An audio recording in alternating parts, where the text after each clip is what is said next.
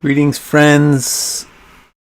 No time to properly manage the appearances. My apologies. We're going to talk about Saturn in the 12 houses now. We're going to do questions at the end. So what that means is write down your questions on a scratch pad. And if they don't get answered by the end, you can ask them when I say, I'll look at the questions now. Don't expect me to answer questions that are only relevant to you. I'm going to try to answer questions that are relevant to the 100 people that are watching. Okay? So if you ask me for something that only you would care about, like what is it like if you have Saturn in a 5th house Taurus at 8 degrees and Kritika of sidereal Kritika, which puts it in the Navamsa of Leo. What about that? How would you interpret that? Like, that is an example of a question that's only relevant to you. Okay.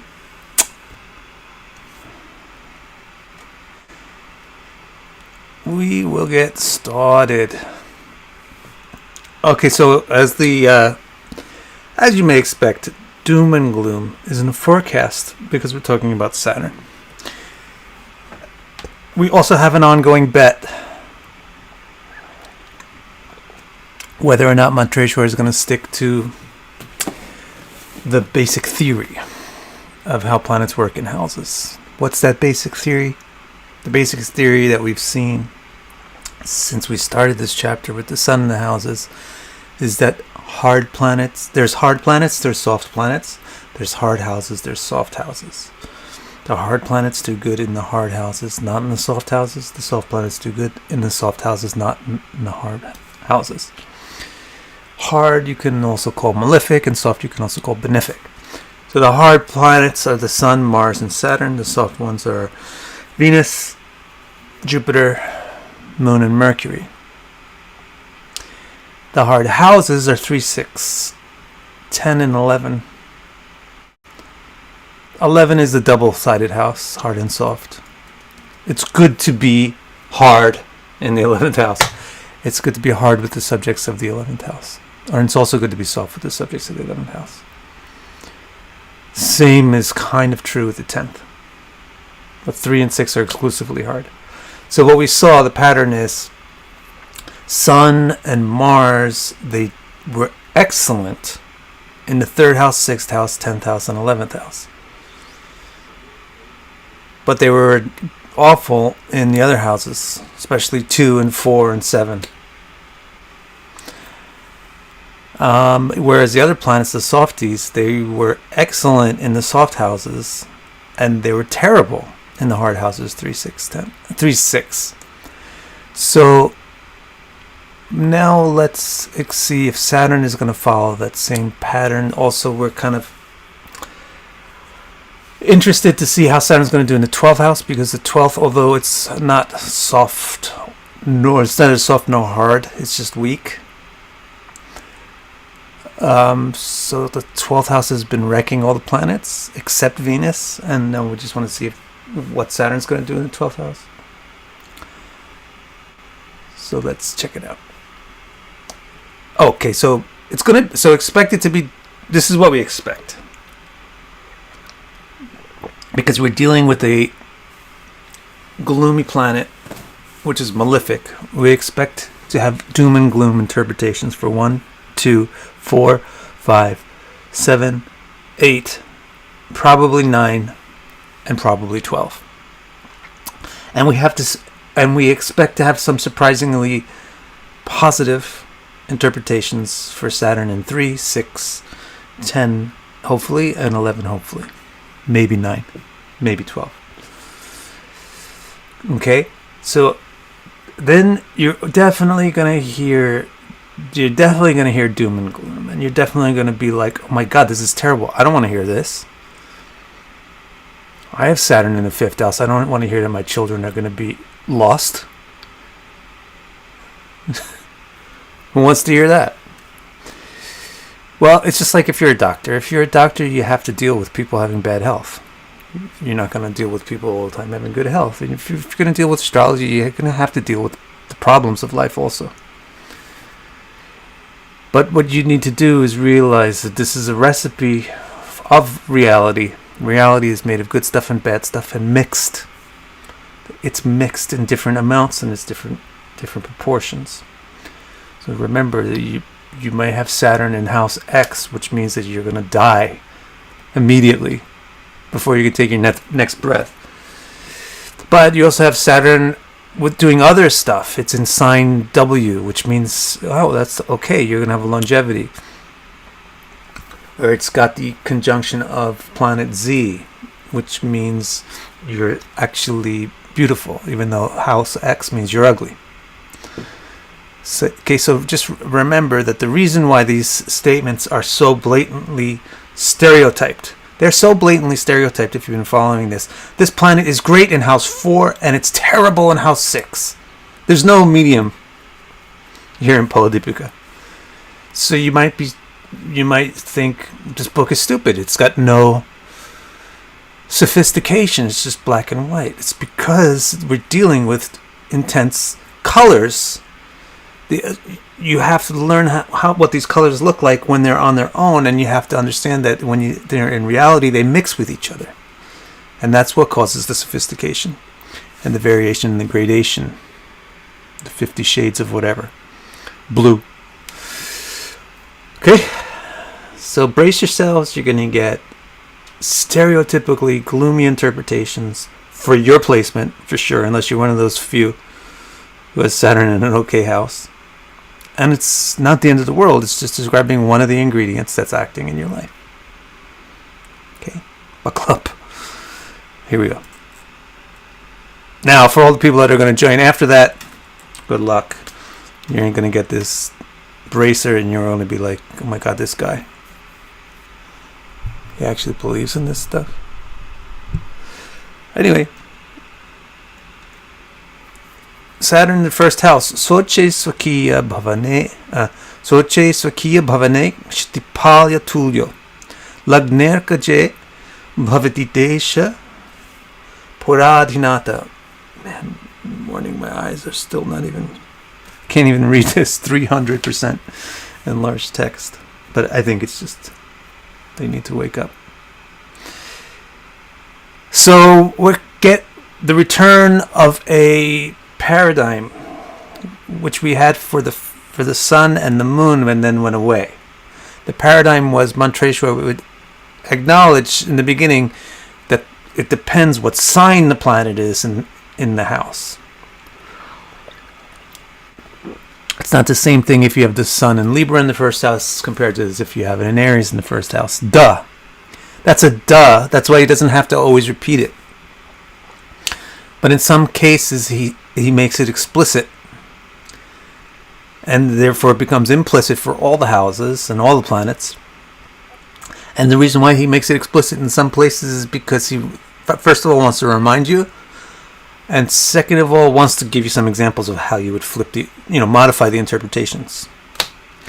So here he's going to talk about if Saturn is good in the first house versus if it's bad in the first house.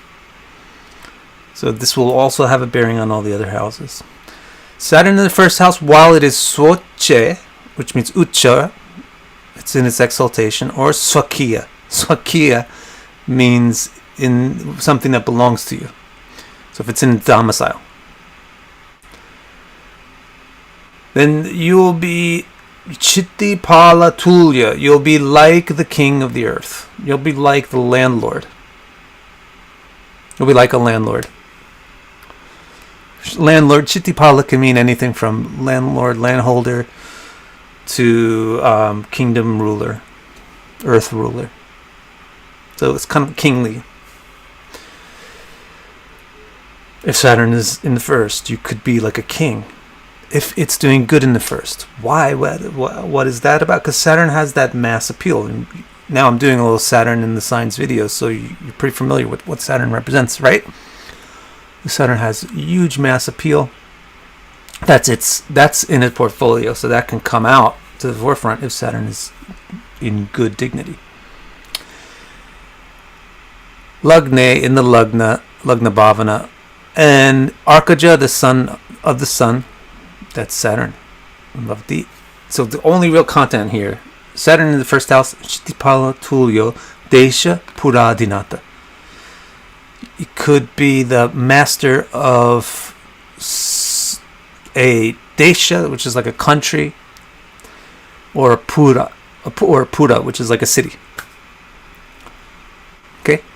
So in other words, if Saturn is good, basically what you're learning from this is you get some amount of political, social influence. Go and watch those Saturn in the signs videos in case you haven't. I have a playlist for it. And see the actual people that have Saturn in various signs, like Saturn in Libra. You'll be amazed at the number of politicians and how Saturn affects leadership and politics. So that's what he's saying for Saturn in first. Remember, I will reply to questions at le fin, at the end. So note them down and then copy and paste them at the end when I ask for them. Saturn in the first house, and if it's bad, se shuduka parividita. What? Se shuduka pari. Se shuduka paripidita eva balye. There it is. Eyes are taking a while to focus.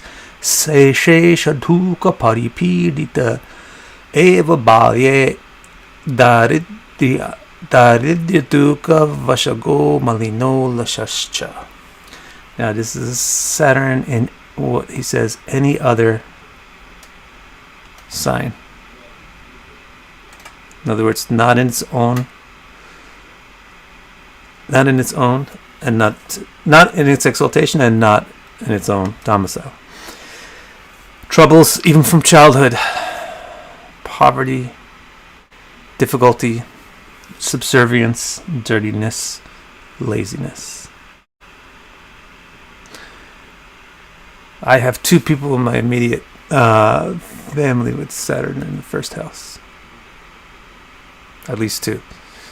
So I know about this. Paripidita eva balye. Paripidita means difficulties, troubles. Like being surrounded by troubles. Eva balye means even from the beginning. Or especially in childhood. It could mean, no, Eva actually means especially, so it's like actually especially in childhood. So troubles in youth means that things will tend to be, you tend to resolve your stuff. You'll tend to fix your stuff or learn how to deal with the problems or escape the problems as you get older. Troubles even in childhood, or troubles especially in childhood. It should be especially. Poverty. It doesn't mean the whole life poverty. Poverty especially in childhood. Or you can look at the various ways that you can map Saturn's interpretations to 3-dimensional time. Like, you know, the chart is like 2-dimensional, and when you add the time element, it makes it like 3-dimensional. So that's just how I think of it. So there's various ways you can map planets to time. You can map interpretations to time by things like dashas, transits. Those are the 2 main ways. Progressions. But even inherent, because the first house is the beginning, it's the eastern horizon. So things in the first house are conditions which are present from birth. So they're things which are within the body itself, or situations in the original family that you're growing up in. Difficulty, subservience, so like a lack of freedom. Dirtiness, disorganization, laziness. The thought process is clear, right? Because that's Saturn. Okay? That's Saturn in the first. We don't want to waste too much time talking about things that are clear, because we do want to get to the end. Maybe you guys have good questions. It's possible. Let me get rid of this thing that we don't need.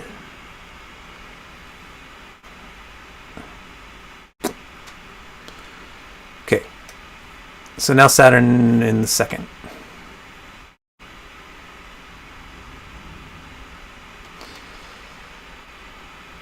Vimukamadanam arte. It changes its meter all over the place for Saturn, actually. It doesn't keep one meter for the verses. Vimukamadanam arte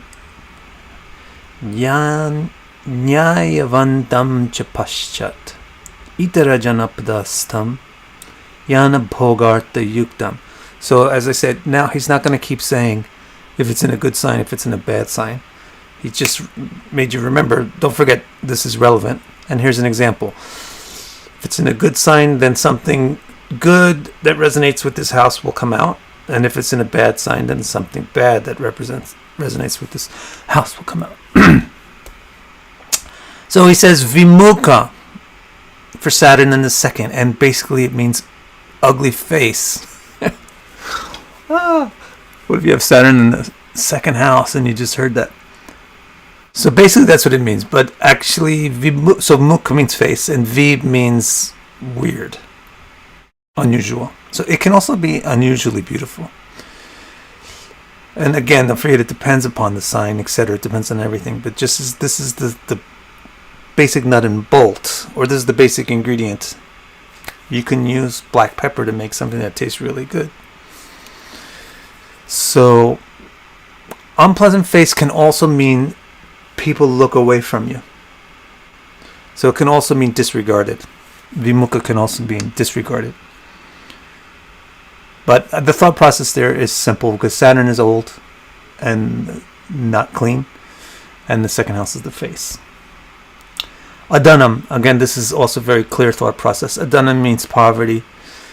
It's simple because poverty, Saturn represents scarcity, and the second house represents abundance or wealth. So this is a clash.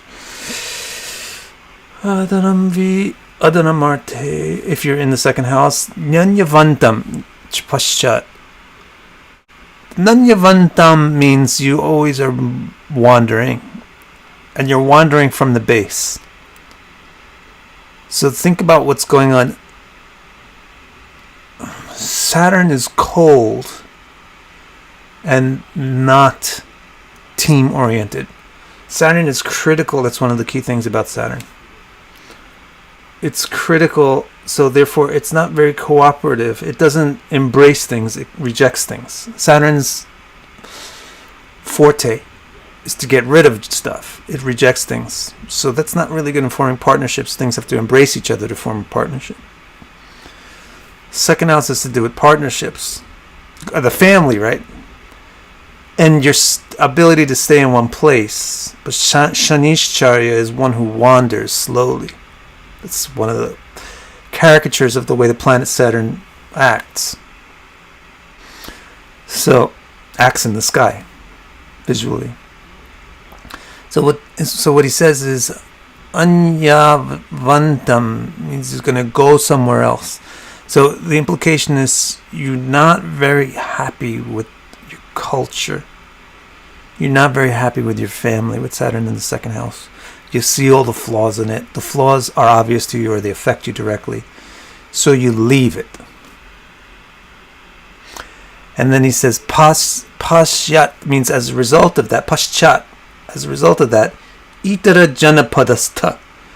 You wind up someplace else than the place where you were born. So Saturn in the second house is a good indicator for successful relocation. For a happier person who should relocate. You'd be happier leaving your homeland kind of person. Or adopt a different culture, or marry somebody from a different culture, etc. It's helpful if Saturn is in the second house. Itara Janapada Stam. Yana Bhogarta Yuktam.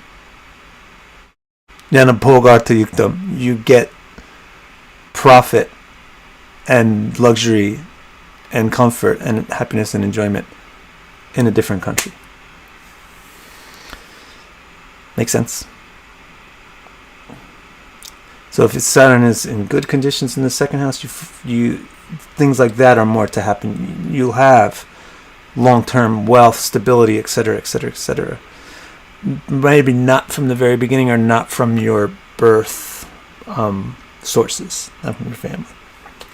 And the more that Saturn is in negative conditions in the second house, the more it's like disregarded. Nobody wants to look at you. Nobody even sees you. You can't make any money, stuff like that.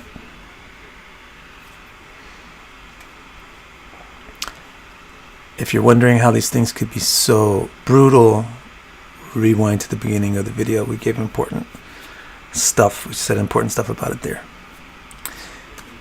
We're forgetting to do our color coding to see if our bets are going to win or not. Saturn in the first house, it could go either way, right? So we're going to make it orange. But that's sort of the way. That's just setting the tone for every house, that you have to consider the sign. Second house, I'm going to say it was bad. No, you know what? He said that you can get wealth, happiness, comfort, luxury in a foreign place. So that means that you don't have it where you start. So it's middle. Now let's see 3. But he did say you're ugly, which is one of the worst things possible. Okay, now Saturn third house, Vipula Matimudaram Darasokyam Chashorye. This is shocking if you know Sanskrit. Janayati Raviputras Chala Samviklavam Cha. It's also difficult if you know Sanskrit. Maybe, okay. Saturn in the third means broad intellect, generosity, loving, and happy in relationships, motivated, and intent. Wow! Look what happens when you put the right kind of planet in the right kind of place. This is a basic lesson about life. Is that things which are nasty and things which are nice both can be accepted and put into the right use. Things which are nasty, like Saturn and Mars, should be put to the right use, dealing with stuff that is nasty, where nastiness is appropriate. Then you get nice results from nasty things applied to nasty things. And you get nice results from nice things applied to nice things, but you get nasty results from crossing the wires. Being nasty where you should be nice, being nice where you should be nasty. Being nice, everybody knows being nasty where you should be nice because everybody's trying to teach you that. But nobody's really trying to teach you to be nice where you should be nasty is going to give you nasty results. Third house is the house for competition, competitors, people that are fighting with you to get the same stuff that you want. That's what the third house is all about. Your drive to get what you want and compete with other people to get the same stuff. If you try to be nice about that, you're going to fail. So if you put a nice planet over here, like even Venus, the nicest planet, like even Jupiter, a kind of a tempered nice planet, it's not going to be good. But if you put a toughie here, like Saturn, you're going to get nice results. That's the fascinating part. Broad intellect. Why broad intellect? Because the third house has to do with the skill, the intellectual skill, like the intellect as in terms of your skills. And Vipulamati, it's Saturn is actually the opposite of Vipulamati. Saturn is not broad in its intellect. Saturn is rejective. It's not embracive, it's rejective. Same thing with the relationships. But when you're putting the rejection and the toughness to good use, then the things which require embracing prosper. Right? If you got a nasty person in your house and you get them to do something that they're good at and keeps them happy and makes them useful, then all of the good people in your house can prosper. They don't get troubled by this guy. This guy's happy now. So if everybody's got Saturn and Mars somewhere in their chart, if you put them in places where they're happy, then they don't cause problems elsewhere. Broad intellect. That actually means you're good with what you reject. You don't reject the wrong things. Udaram. Saturn is not Udaram. Saturn is Kripana. Saturn is miserly. Saturn is stingy because it has to be, because it has scarcity, because it's about reduction. But the third house is the place where you should be selfish, because the third house is about your competitors and your competition and your selfish drives, your motivations, your lusts. Puts a selfish, Kripana, miserly thing there, it will be happy. It has the right place to work. So your Kripananess, your miserliness will be applied rightly, justly. So you're generous. You're not miserly at the wrong time. So actually, with Saturn in the third house, expect, this is like added information, but expect the person to be strict with themselves. They have discipline, they have willpower, and generous with others. That's the ideal. Dara Sokya means, literally, people will generally translate to mean you're happy with your spouse. And it also means that Dara also means to love. So you're loving. Saturn in the third house. Saturn is the opposite of loving. Saturn is hateful. Saturn dislikes things. That's Saturn's specialty. But again, we've put Saturn in a place where it's disliking stuff that it should like. So the dislike is not going to be applied to things that should be loved. And then at the end, Raviputras means is name for Saturn. Chalasam and Viklavam. It's a little difficult to understand. On one hand, maybe saying, but of course, if it's in bad sign here in the third house, you can get bad results like Chalasa and Viklava. Depending on how you parse the language, Chalasa could mean very lazy. It could be Chalasa or Cha'alasa, which means you're very lazy. Yeah, or it could mean Cha'alasa, which means you're not lazy. And Viklava means you have you get a lot of problems distracting you, or it can mean you have no distractions. Depends on the context for the word. So he's using these kind of duplicitous words on purpose, I would say, because it depends upon the sign that Saturn is in. But if it's good in the third house, you get motivation, Chalasa, and you get intense focus, Viklava. Okay. Again, questions I will look at the end. So when you have them, write them down on a scratch pad, see if they get answered before the end, and if they don't, you can ask them at the end. So this is really quite good. Basically, Saturn in the third house. Are you surprised? You shouldn't be surprised. That's what we were betting on. We were betting that Saturn would be good in 3 and 6, probably 10 and 11, and we're unsure about 8, 9, and 12. But most likely not so great in 8, 9, and 12. Yeah, maybe 9 is okay. Now in the 4th.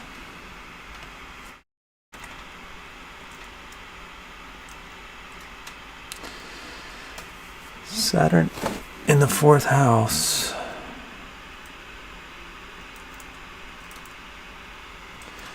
is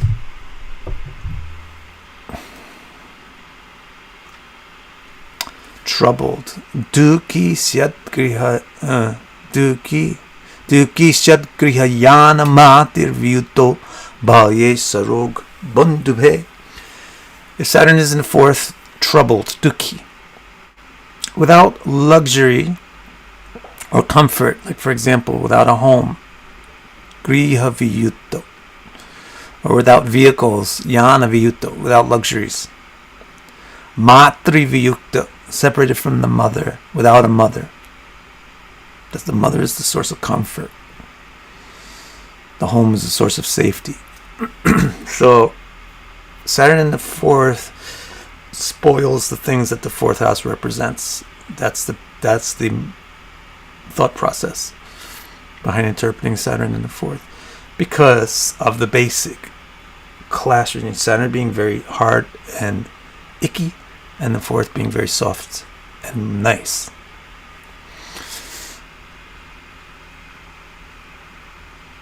Illness from childhood. A fourth has a lot to do with health as well.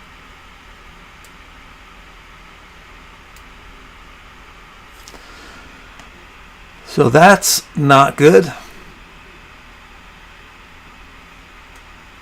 You get to be totally red.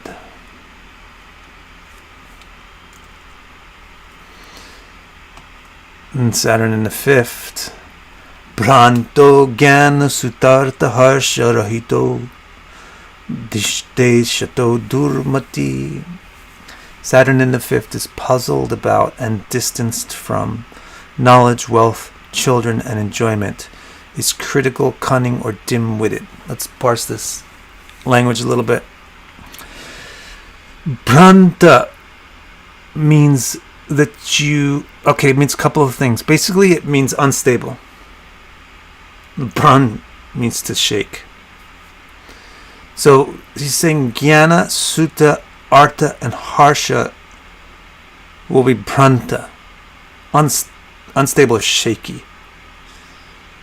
So, shakiness in this word pranta also implies confusion. So the word pranta is often used to mean confused.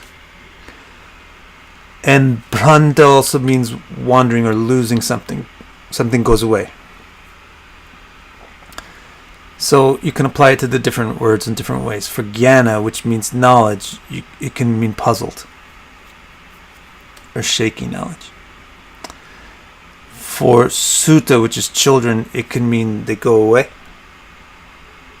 or they're shaky, they're not very firm, or you lose a child. Artha, money,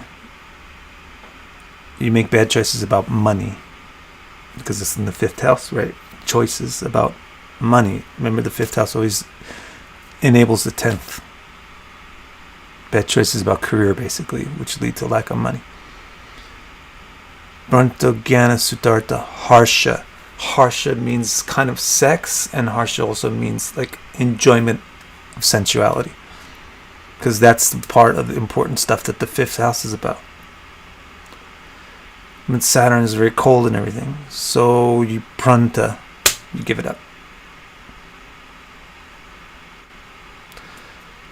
Then this word rahita is interesting. It's going to come up, I think, in the 8th house, maybe also.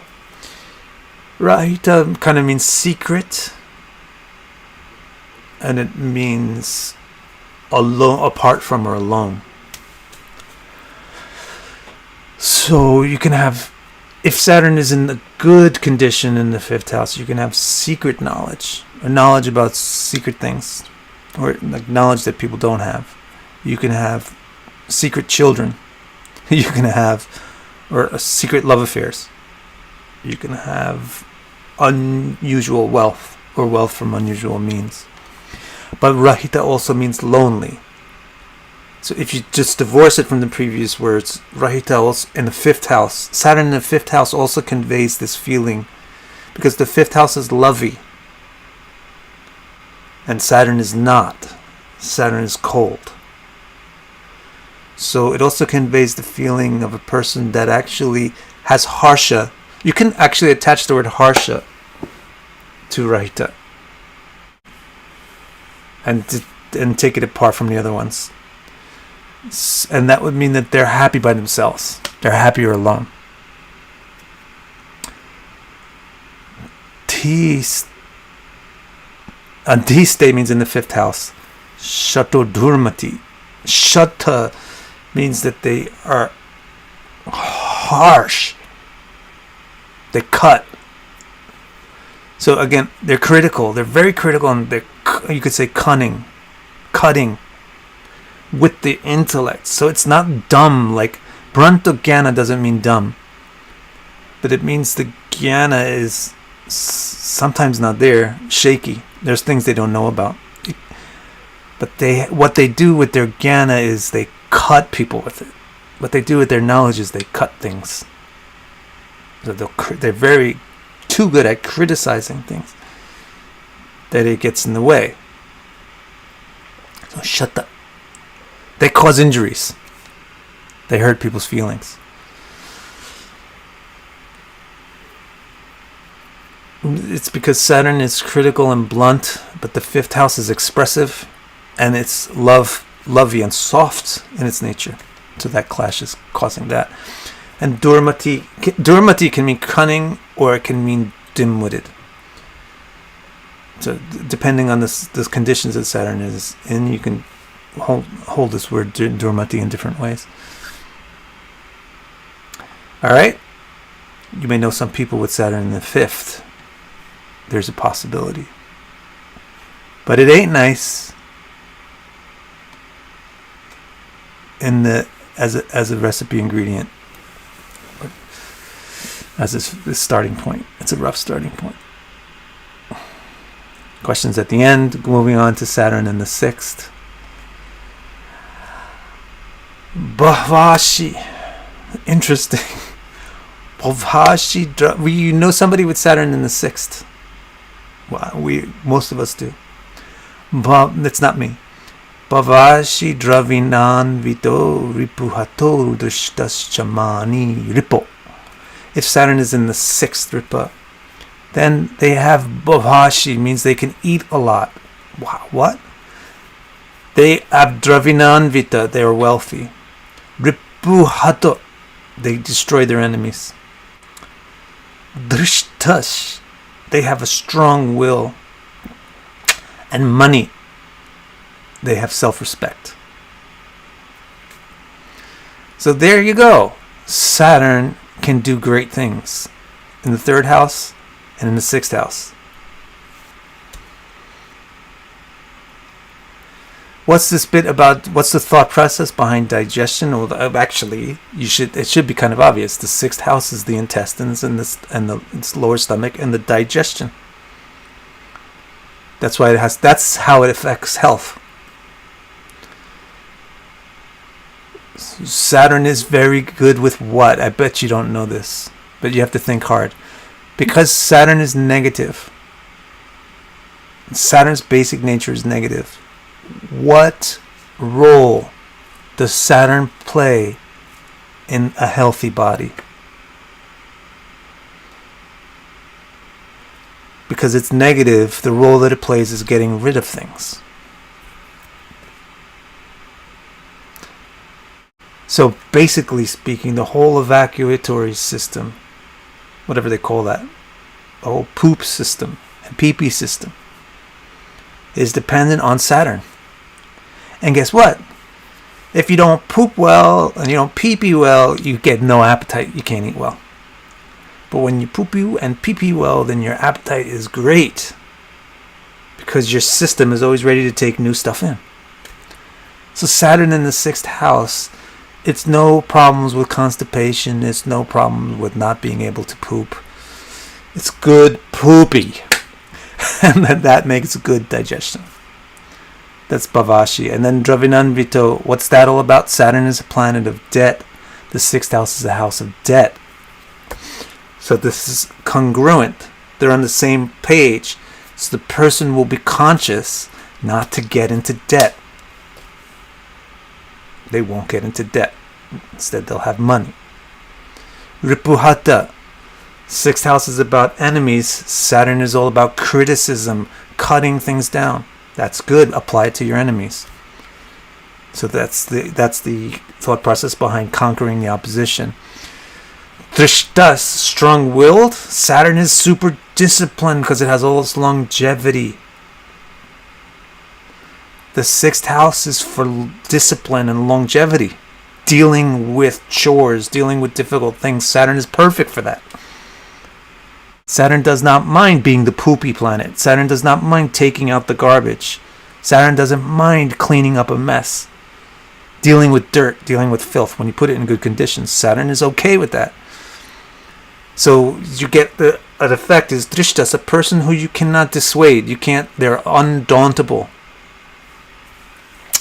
And money is also interesting. They're self-respecting. They have criticism of enemies properly with Saturn in the 6th house. So that means also, by converse, it means they respect themselves. So Saturn in the 6th house is very awesome. What to speak if you have Saturn in the 6th house in a Raja Yoga while exalted with the Lord of the 6th. Must be pretty awesome. Now let's go on.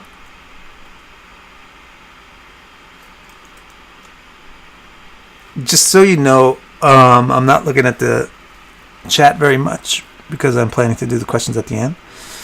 But if you type in, there's certain things that what's it called? YouTube automatically filters or something. So if you just put in only emojis, YouTube thinks that you're spamming or something, or tends to.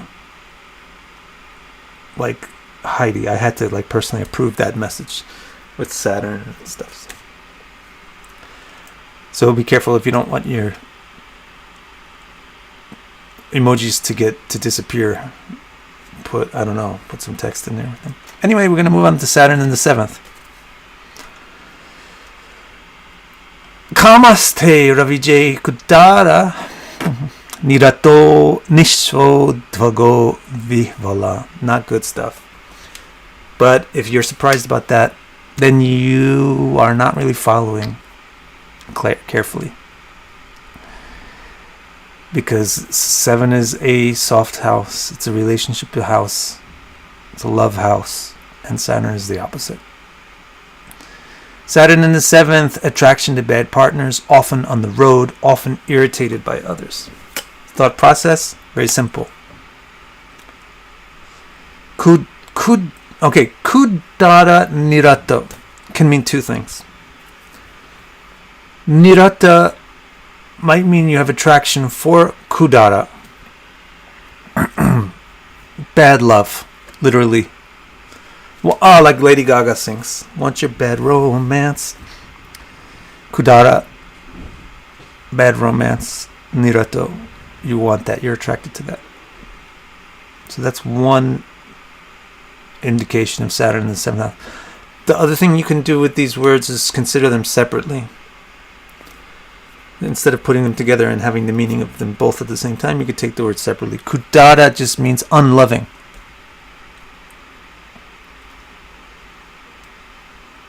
That thought process is obvious because 7th house is how you deal with your mate. And Saturn is very cold. So Kudara, unloving. And Nirata. Nirata can mean dispassionate. Saturn is very old. Saturn does not have it does not have intrinsic libido. It's spent. Saturn's libido is spent. You can mix Saturn with other things and it can get very kinky when you mix it in things. But Saturn on its own, it's not kinky. It's just no libido. So Saturn in the 7th house. 7th house is where you're going to deal with your sexual partner. Saturn in the 7th house. Nirata. You're disinterested. So take it both ways. It can mean want your bad romance, like attracted to bad partners, and in some other conditions, depending on your conditions, it can also mean dispassionate and not very affectionate. Often on the road, nishvad adhogo. They are always out. What's this all about? The thought process. Don't forget. This is the part that people forget about the 7th house. It's the western horizon mark. That's the anchor for the 7th house, is the western horizon. So it represents the sunset, the destination, going where you're going to go is the 7th house. And so the 7th house is not stable. It's very travel-y. So Saturn, Sanishcharya, is characterized as the one who wanders. In the 7th house, as it was in the 2nd house, Saturn in these two places makes a person move more than they should.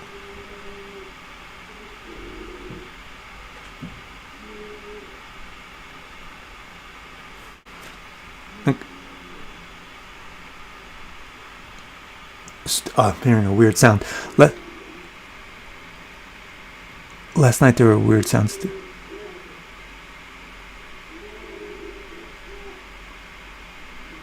Uh-oh. Anyway. Attraction to bad partners, often on the road, often irritated by others. Bifala.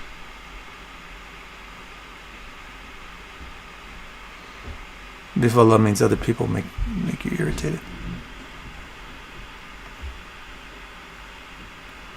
Okay, now Saturn in the 8th.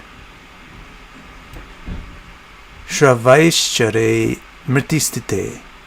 Amalima so shang so vasu.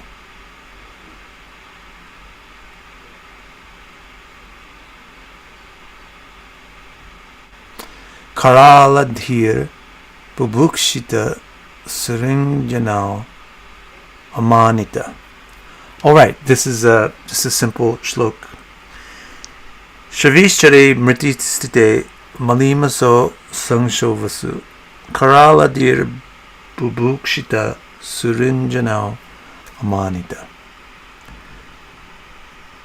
Another weird thing about this, usually he's just packing the descriptions of the 12 houses into the 3 verses, 1 line each, but with Saturn he gets off that rhythm because he went back to talking about he went back to reminding you that the sign matters. Then he has some longer definitions of some things, so he's throwing in weird stuff. So the way that Saturn looks in the book also is all weird, like jagged, not pretty. All right, so Saturn in the 8th house, Saturn in the 7th house, that is a big fat red. Saturn in the 8th house, this one we're not really so sure about, probably not so great. Let's see, dirty, poor, critical, and very formidable in debate, very hungry, disrespected by relatives and friends. Shravaischare is Saturn's. Shravaischare is a name for Saturn. Shravana, old or slow. And Ishchare is the one who moves. So Shravaischare is another way of saying Shanishchara. Shravishchara, Shanishchara, same. Mritistite means situated in the house of death. So he's saying he's situated in the 8th house. Now, you can also say maybe that means longevity, because it's pretty weird that he didn't say that. He didn't say longevity. Saturn in the 8th house, when you think longevity, planet of longevity in the house of longevity. So maybe he's making that point. It's just in how he's naming the things. Shravaischare means the one who moves slowly, the one who has endurance, the one who has longevity. And Mritistite means the place of the end. So it does imply, his wording of the way that he said Saturn in the 8th implies that Saturn in the 8th indicates longevity. But the stuff that he actually says, malima, which means dirty or soiled, stained. Avasu means poor, critical, karaladhi. Critical, but karaladhi also means very strong in the intellect. So very formal, you can't argue with the person. Very difficult to argue with the person.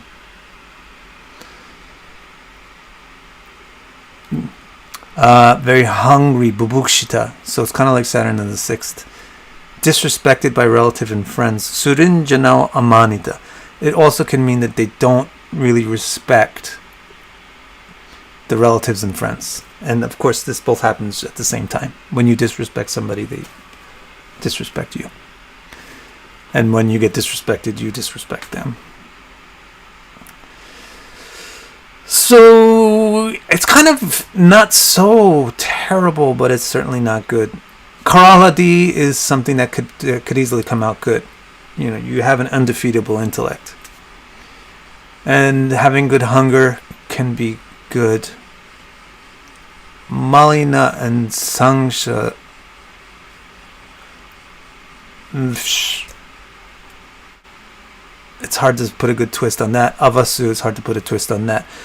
Avasu can also mean not materialistic.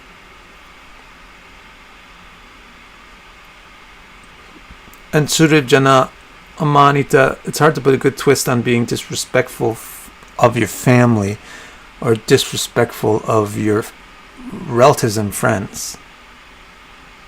It's hard to put a good twist on that. But remember how he explained house 2 is that you have bad relations with your family, but you get good if you go away from them.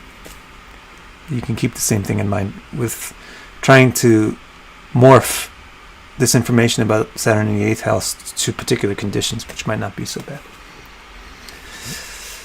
Alright, Saturn in the 9th. Bhagyartha Atmaja Tata Dharma Rahito Mande Shubhe Durjana. So make sure you never name your kid Durjana. Saturn the 8th is going to give it a slight amount of yellowness to it. Saturn in the 9th, separated from, again this word Rahita is coming up, which means separated from or lonely. Separated from Bhagya, luck. Separated from Artha, wealth. Separated from Atmaja, kids. So very similar with Saturn in the 5th. Separated from Tata, father. Similar with Saturn in the 4th. Separated from Dharma. Tata Dharma can also be taken together. Separated from morality or separated from the upbringers. Separated from the role models. Rahita. Mande Shubhe. That means if Saturn, Mandi is in Shubha, the auspicious house, the 9th house. And Durjana. Durjana, like I said, don't name your kid Durjana. It means bad guy. So you're a bad guy. And the thought process, simple. The 9th house is for good deeds. Deeds done well for other people. Saturn is miserly. Saturn has scarcity. In good conditions, of course you'll flip this around. But mostly it takes a lot of good conditions to modify this. This is the baseline, so it's not good. Shocking. 9th house is usually good for almost every planet. Let's just look back at the 9th house. Just keep your eye over there on the 9th house, the one I just colored. Venus was good there. Jupiter was good there. Mercury was good there. Moon was good there. Mars not so good there. Sun not so good there. Okay, so he followed a paradigm. Now let's look at the 5th also. Sun not so good. Mars not good. Moon good. Mercury good. Jupiter pretty good. Venus good. Saturn not good. So look, actually he's extending the paradigm. He's got it solid. He did it every time.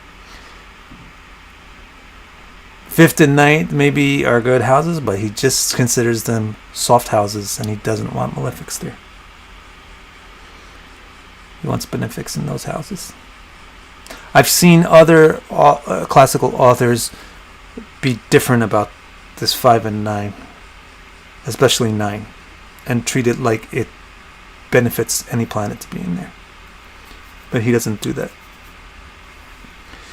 Now, how about the 10th? We are expecting, probably we have like at least I would have 80% confidence that Saturn would be good in the 10th. Because the 10th is a good place for malefic planets. 10th and 11th. And I would be, if I didn't have already studied this, I would be completely unsure what to expect with Saturn in the 12th. So let's see how it's going to go.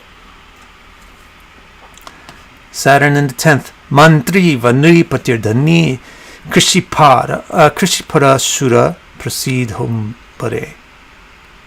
Saturn in the 10th is a minister, or an educator, or a king, a leader. Wealthy, thin, dedicated to industry or agriculture, heroic and successful. Wow, Saturn in the 10th, fantastical. Actually, you'll look this up also with like actual people. A A lot of very successful people have Saturn in the 10th.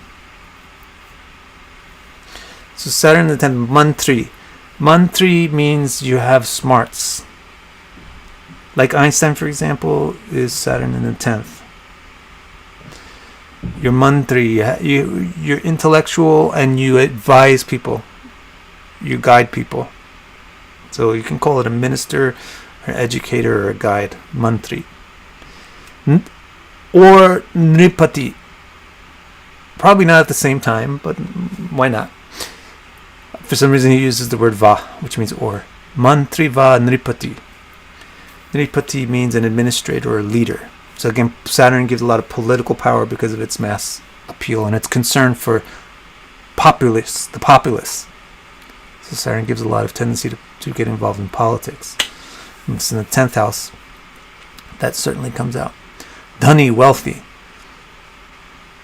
It's because you're putting a hard planet in a spot where it's good to be hard. It's good to be hard and strict with the world, the outside world, outside your family, outside your people, because those are the people that want to take from you and give to their family and their people.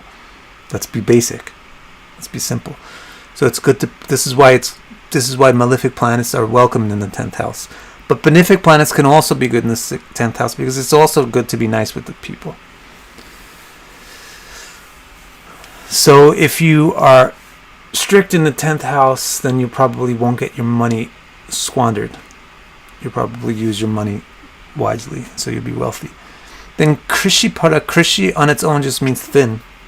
It's one thing you can take into account when Saturn is in the 10th house, especially because it aspects the ascendant. It can likely aspect the ascendant from there. So Saturn's inherent nature is thin. But Krishi Pada, Krishi means pulled together. So Krishi means thin, but Krishi also means like working something, pulling something together, pulling a plow, for example. So Krisha is also a word for farming. Krishi Pada might mean a farmer. But if you're in a world where farming is a very unusual occupation, it's Saturn in the 10th. And if you go to the thought process of why it's Krishi Pada for Saturn in the 10th is the house for work, and Saturn is a planet for work. Yeah, this is a great translation, just dedicated to work.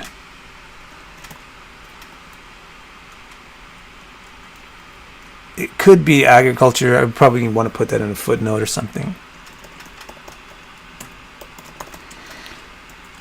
For those people who want to have that moment where like, oh my God, this is perfectly, it describes my grandfather. He was a farmer.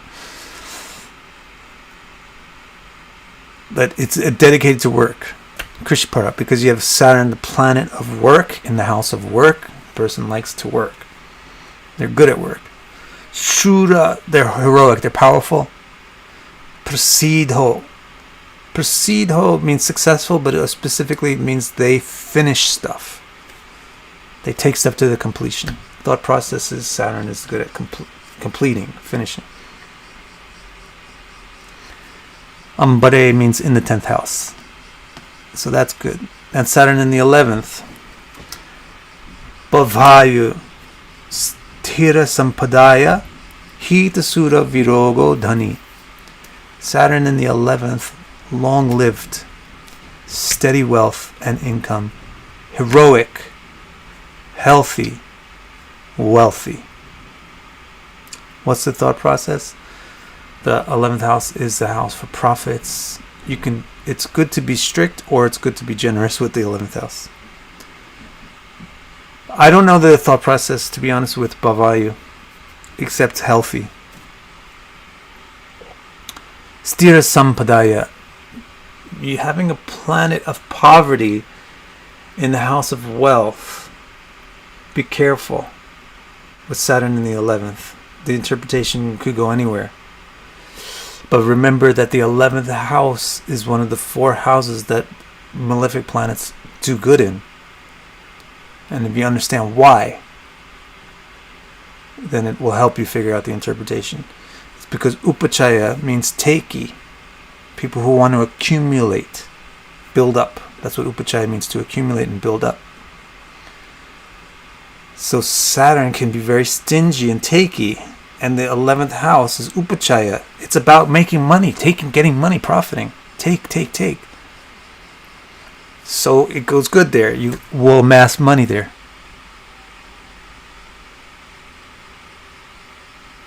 But pay attention to the conditions of Saturn in the 11th. Long-lived, steady wealth and income. Heroic, healthy and wealthy. That's blue. We like it. Saturn in the 11th house. Mantreshwar says it's basically good stuff. And now to finish up.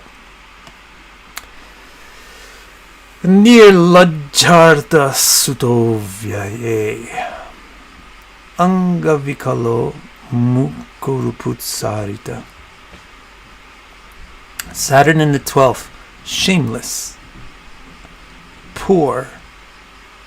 Childless. Physically troubled. Foolish. Defeated by opponents. The thought process is also kind of elusive. Nirlajja. Nirlajja means shameless.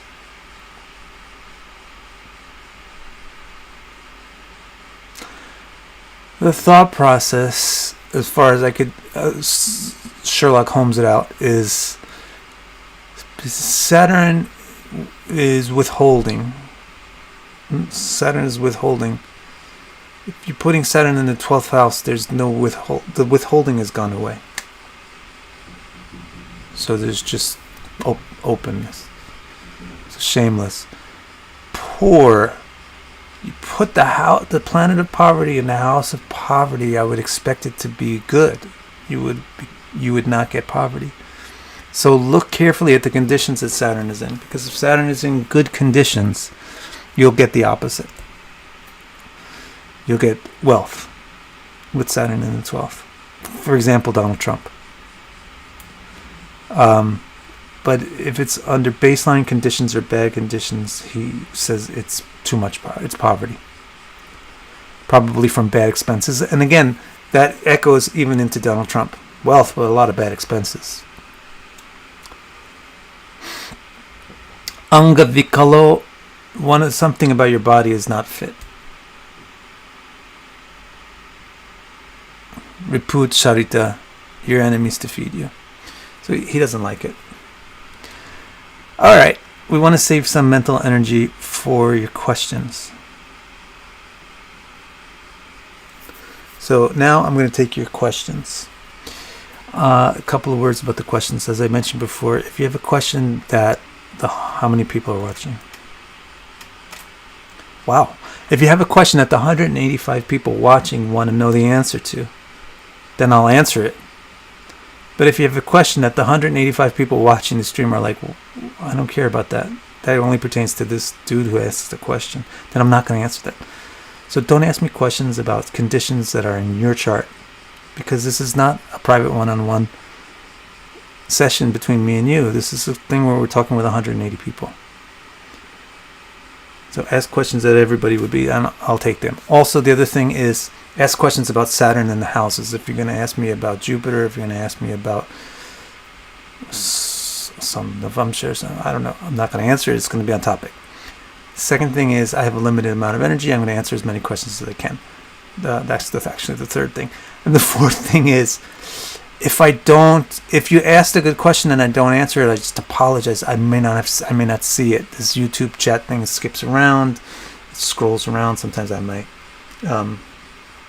miss it, so don't go and do a homa to curse me and my 9 generations of family because I missed your question. Oh, and now I need glasses too. But actually, my eyes have woken up. All right, let's see where these questions begin.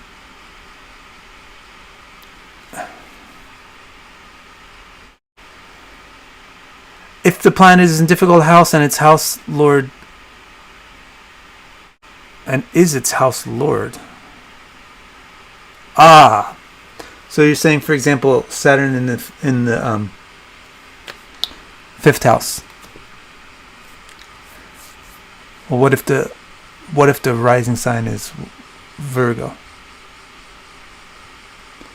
Then it's Saturn in the 5th house in Capricorn. And Saturn's the 5th lord. What about that? Duh. That's just, yes, obviously, of course, that's what we're talking about the whole time. These are interpretations of this, only this aspect. Only the aspect of this planet being in this house. That's why you get very strong caricatures. Because it's taking only this one aspect out of context of everything else. So you have to put it into context, like, well, this is the 5th lord in the 5th house. And that's going to modify things. How do the aspects impact things? I already mentioned it. It's one of the things that you have to take into account.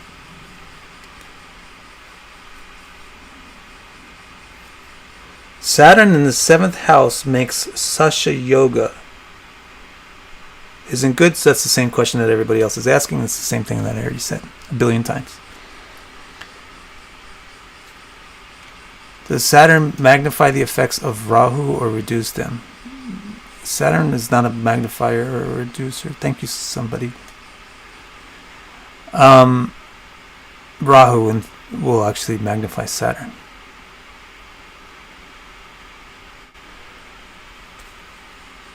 Why would Saturn make you a teacher in the 10th? Nice question. I can always count on Horyu. Why would Saturn make you a teacher in the 10th? Isn't Jupiter and Venus the teachers? Saturn is also a teacher, is a discipliner, and it's a corrector.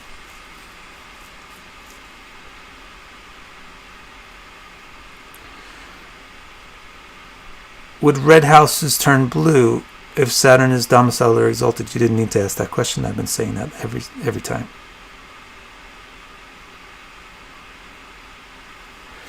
What is the logic behind Saturn in the 11th house being heroic? I thought maybe you wouldn't ask that question. What is hero? Let's look at it. What is the word for heroic?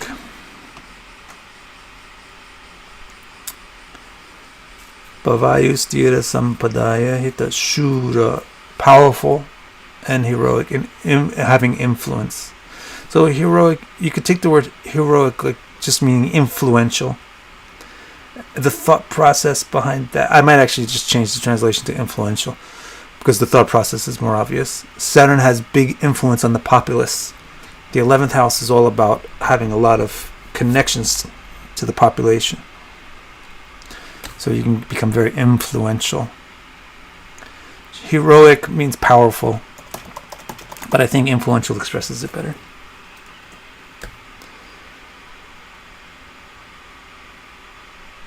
Heidi, I've read different resources that contradict whether Saturn is masculine or feminine. Which do you believe is correct? I think I've done this a lot. Mentioned this a lot. And this was a chapter 2 or 3 or something where he answered this question. Mantreshwar answered it in Phaladipika. Saturn is too old. Saturn represents an old person. Heidi, what happens when you get old? How does sex go when you get old? It ain't as good. Right? So it gradually weakens. Like, okay, I'm not talking about 50, but how about when you're 80, 90, coming up to 100? That's Saturn. So gender, sexuality, gender is about the relationship between the polarity of masculine and femininity. So Saturn is not a gendered planet because it's too old. Similarly, Mercury is not a gendered planet for the opposite reason, because it's prepubescent. Saturn is postmenopausal, and Mercury is prepubescent, and for that reason, neither of them are particularly gender polarized. They're bigendered. They're in the middle of genders. Okay.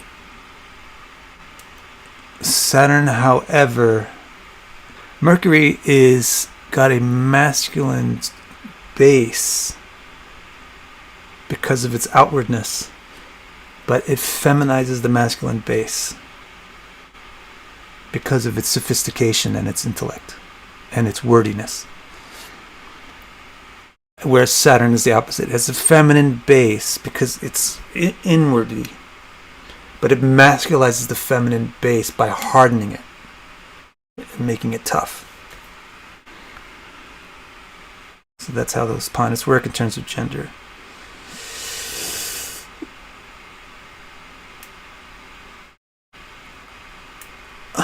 Jonathan, I'm going to skip immortal question because I don't know anything about vortex. Jonathan, now let's see what happens when I try to scroll. Okay. Jonathan, shouldn't the first house be colored red? Nah.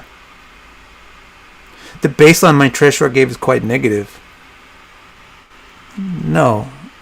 I think it's quite different. I don't know. You can color it red if you want. But I think to be the ruler of the world is pretty positive.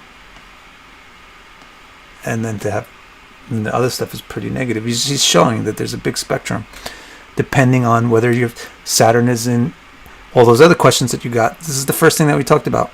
If Saturn is in Capricorn, or if Saturn is in this and that yoga, or if Saturn has that aspect, it will make a big difference.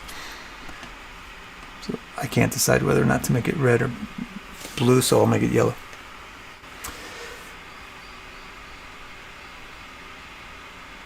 Immadulub, I think I answered your question. Why is Saturn wealthy in the 11th when Saturn is a negative producer? Saturn is negative or is restrictive. 11th is the expenses. But the 11th house is good. I explained that because the 11th house is good for malefic planets because malefic planets are not generous. They take. And upachaya means to take and accumulate. So takey planets are good in these upachaya houses. That's the reason why malefic planets are good in 10 and 11. And 3 and 6. So takey in a takey place is good. That's my reply for you, Ima. I have Saturn. Okay, we don't. Okay, should it reduce? No, I don't know. Interesting question. The Hermetic Life with Carolina Rice. Saturn is red in the 7th, but isn't that where it gains Digbala? Yeah.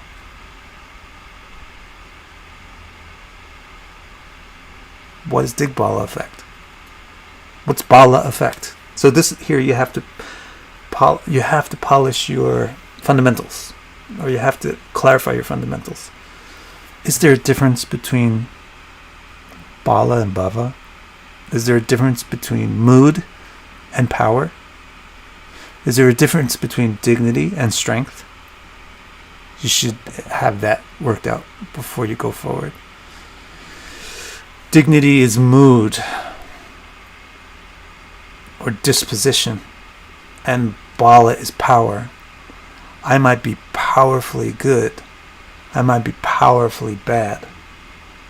I might be weakly good. I might be weakly bad. Or I might be in the middle of both of those things. So Digbala doesn't affect dignity directly. It affects potency or impact. So Saturn in the 7th can have a tremendously bad impact because it's not harmonious with that house, yet it gains power by being in the West. With the only way that these two things overlap, dignity and Bala, dignity and strength, the way that they overlap is when you have strength, you can persevere through low dignity a little bit better. So a planet like Saturn in Aries in the 7th is not as bad as you think it is. It sounds like it's going to be the worst thing in the world. Because it's in a house it doesn't like and a sign it doesn't like. But the Digbala gives an ability to persevere through the lower dignity. That's really that's the only place where the lines of the Bala and the dignity overlap. And if a planet has weak Bala but it's exalted, it will make it less impactful than you think it is.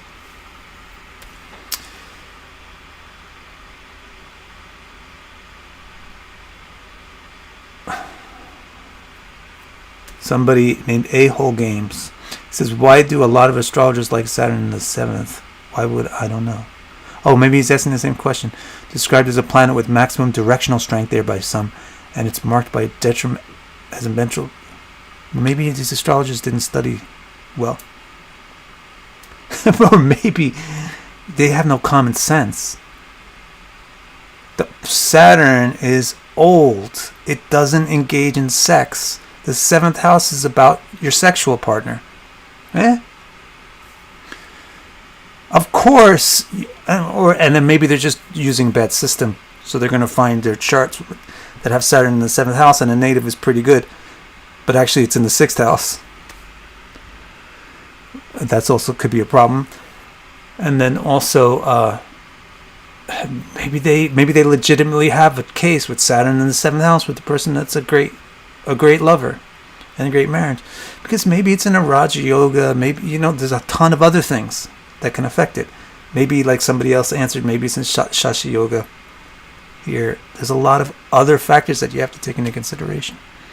You have to be smart enough and patient enough to be able to understand in astrology each of the separate factors. A planet being in a house will contribute an indication. A planet being in a sign will contribute an indication. A planet having an aspect will contribute an indication. A planet having a conjunction, a planet being in a certain yoga. All of these things have their own separate indications. You have to be smart enough and organized enough in your thinking to be able to understand each one of those separately. And then you have to be creative enough and intuitive enough to understand that they're going to interact, and to watch them interact, and to see what happens when all these various factors interact in an actual chart for an actual person. There will never really be an actual chart for an actual person that exactly matches any one of those things that is out of the box, just for one of the parts. Maybe it's wrong to say never, because sometimes by chance there is, because so many things line up with this one thing. No, it's safe to say never. Never, like every possibility. All right, I'm rambling.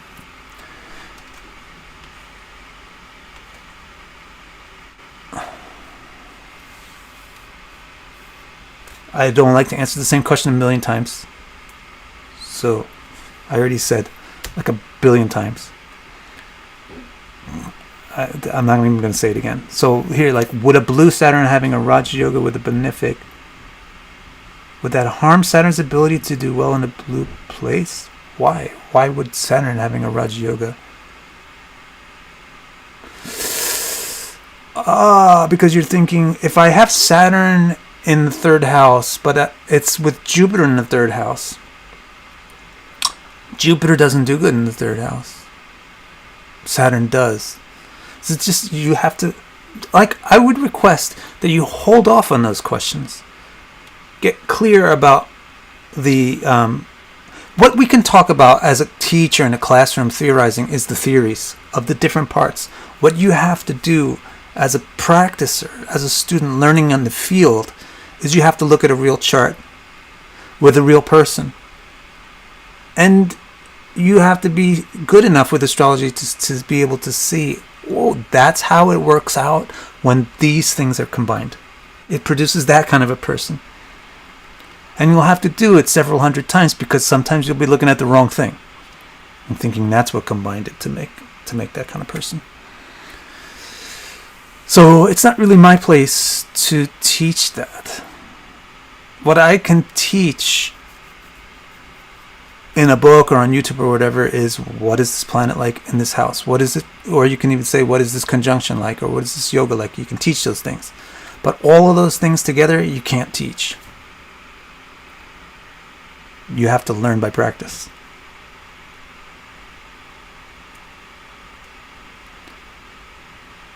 Why problems with children in the 9th house?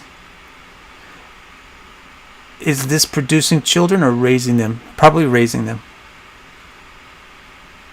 Because the 9th house is about upbringing.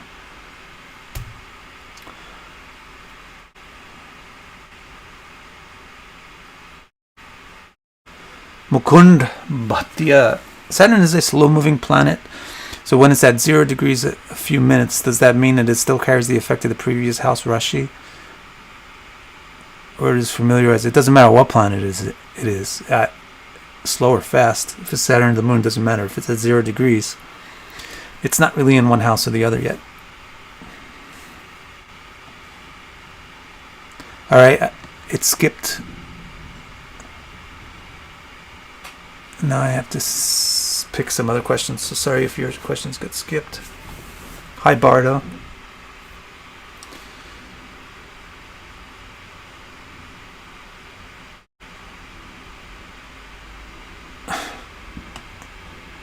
I'm skipping questions that are too specific.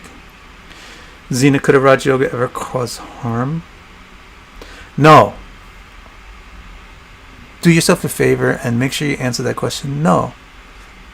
Can there be a chart that's got that of a person who has problems but has a Raja Yoga? Yes. The Raja Yoga itself is not the indicator of the problem.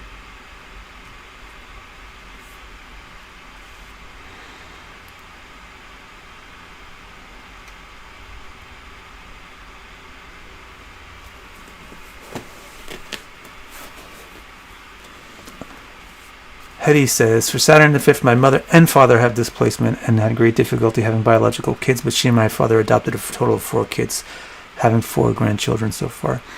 This is good. I also have Saturn in the 5th. I know a lot about it. Thank you. Well, thank you, Anna.